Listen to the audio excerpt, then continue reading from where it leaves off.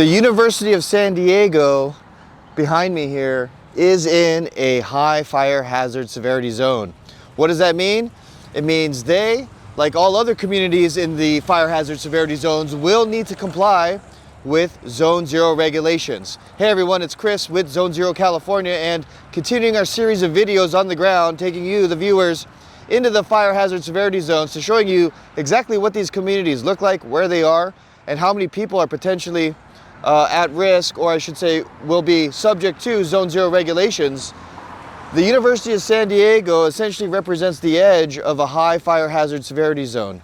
Now, of course, a big university like this, a large commercial or government property with a classic construction, may not necessarily have a lot of wood fences and gates, but it just want to illustrate, just like we were at the Rose Bowl or Dodger Stadium, there are many large institutions, civic grounds that are subject to Zone 0 regulations. They are in high fire hazard severity zones. So I can't stress this enough. A wildland-urban interface is not what you think it is, or as the name might imply, it's not necessarily the edge of town. It is in the middle of, civilization. So this is just another quick example to show you who is affected by the Zone 0 regulations, what kind of buildings are in those zones, where those zones are. And again, if you are in a high fire hazard severity zone or very high fire hazard severity zone, you will be subject to Zone 0 regulations. So let's go over those real quick.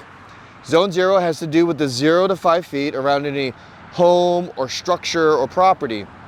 And it states that essentially it must be free and clear of any combustible material, and all building materials within 0 to 5 feet must be Class A non-combustible. So it's going to affect things like landscaping. If your tree is right next to your home, if it's within 5 feet of your home, it may need to be removed. If you have grass, it may need to transition to gravel. If you have an old wood fence, of course that will need to be replaced. And of course we are giving away a free pedestrian gate every 500 subscribers. All you need to do to win is, number one, subscribe to the channel, and number two, go to zone0california.com, fill out the form, and download your free PDF guide to Zone 0. Download your free PDF checklist guide for Zone 0 inspections, all right? So that being said, guys, again, we'll make this one quick. I just want to point out the University of San Diego is in a high fire hazard severity zone. I'm sure they know that already, but I do this to illustrate just exactly where these fire hazard severity zones begin and who's at stake. Hey everyone, it's Chris from the future here editing, and let me just show you again where I'm talking about on this map so you can see exactly what I mean here. Now, I am essentially right here